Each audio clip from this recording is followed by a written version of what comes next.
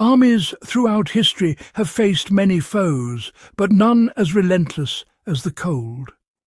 Extreme cold isn't just uncomfortable, it can destroy an army faster than any enemy. It drains soldiers' strength, freezes equipment, and turns the landscape into a deadly trap. History is filled with campaigns lost not to strategy, but to temperature. The cold creeps in silently, sapping energy needed for battle. Numb fingers can't fire rifles, frozen boots make feet useless. Napoleon's retreat from Moscow is the ultimate warning. Even the greatest armies can be undone by winter.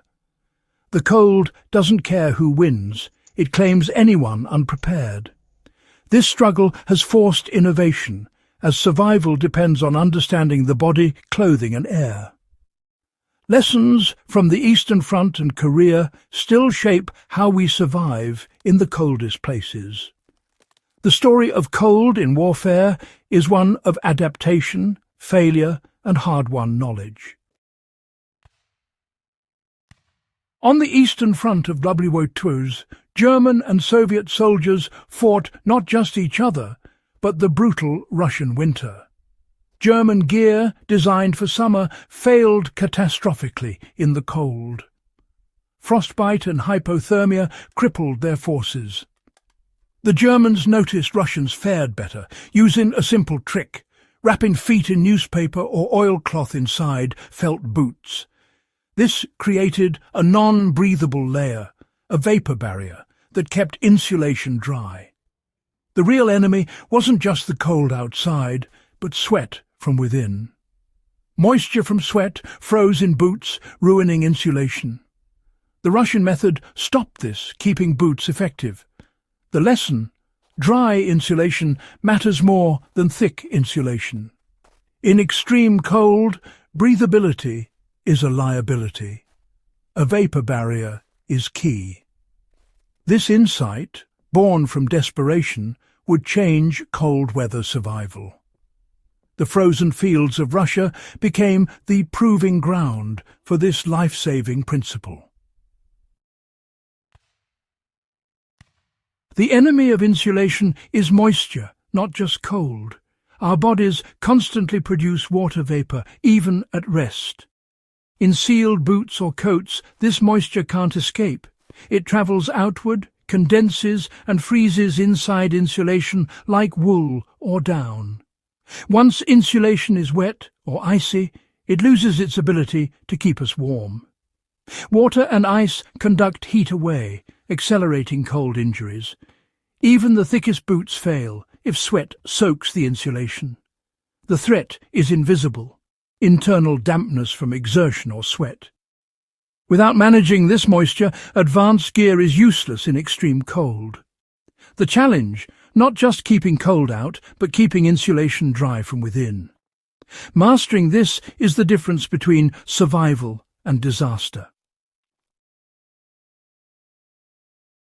The Korean War's Chosin Reservoir battle reinforced the deadly lesson of internal moisture. US troops in supposedly adequate boots faced 35-degree-C temperatures and relentless wind. Intense exertion led to sweat, which froze inside felt boot liners. The result: boots became frozen traps, causing mass frostbite. Over 90% of cold injuries were frostbitten feet. Boots had failed from within. Medics struggled with frozen limbs and equipment. The cold was as lethal as the enemy. Chosin Reservoir became a turning point in military cold weather doctrine. The catastrophe proved that more insulation wasn't the answer. The real problem was internal moisture. This brutal lesson drove the search for better solutions. Out of this ordeal came a revolution in cold weather footwear. The vapor barrier principle would soon find its ultimate expression. The Chosin disaster led to the creation of the extreme cold vapor barrier boot, better known as the bunny boot. This boot was a sealed rubber cocoon, with insulation trapped between two impermeable layers. No sweat could reach the insulation. It stayed dry and effective. The wearer's foot might get damp, but never cold. Bunny boots featured an air valve for high-altitude use, highlighting their specialized design. 2 versions were made, white for 54 degrees C, black for 29 degrees C. Heavy and awkward, but legendary for preventing frostbite. For decades, they've been standard issue in the Arctic and Antarctica. The bunny boot is the perfect example of the vapor barrier principle in action.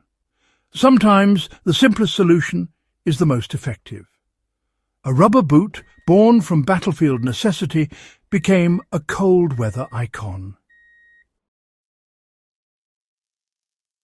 Today's outdoor gear celebrates breathability.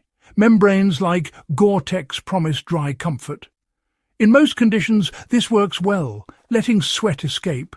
But in extreme cold, breathability can backfire. Breathable membranes need a temperature and humidity gradient to work. In deep cold, vapor freezes inside the membrane, clogging it with ice. The gear becomes a non-breathable ice-filled shell. Moisture is trapped, soaking insulation and draining body heat. High-tech jackets can become frozen liabilities. This is the breathability paradox. What works in mild cold fails in the harshest conditions. In the most extreme cold, old-school vapor barriers outperform modern tech. Sometimes progress means returning to proven basics. The vapor barrier principle is simple. Stop moisture at its source. A thin, impermeable liner, like a VBL sock or even a plastic bag, worn next to the skin traps sweat. The air inside quickly becomes saturated and the body stops producing more sweat in that area. Insulation stays completely dry, maintaining its warmth. Your skin feels damp, but at body temperature, a safe, controlled dampness. The VBL manages moisture, insulation manages cold. By keeping them separate, you prevent insulation failure. It's a proactive, not reactive strategy. This is the secret behind the bunny boot's success. For anyone facing extreme cold, the vapor barrier is a vital tool. Sometimes the simplest ideas are the most powerful. The hard-won lessons of the past still matter for today's adventurers. The physics of heat and moisture haven't changed. Keeping insulation dry from sweat is still the key to survival in extreme cold. VBL socks or even plastic bags can keep feet warm and dry for days. The same principle works for the torso and sleeping bags. VBL liners prevent insulation from soaking up overnight moisture. This is crucial on long trips where drying gear isn't possible. Vapor barriers are a specialized tool for prolonged, sub-zero cold. In milder conditions, breathable fabrics are better. The wise adventurer knows when to use each system. Sometimes a plastic bag is the best gear you can pack. The cold teaches us simple solutions, learn the hard way, save lives. Before you head out on your next adventure, don't forget to subscribe for more fascinating survival tips and stories from the world's coldest battlefields. Click the bell icon to stay updated so you'll never miss a trick that could save your life. Like, share, and join our community of curious explorers. Remember, knowledge is your best insulation. Stay warm and see you in the next video.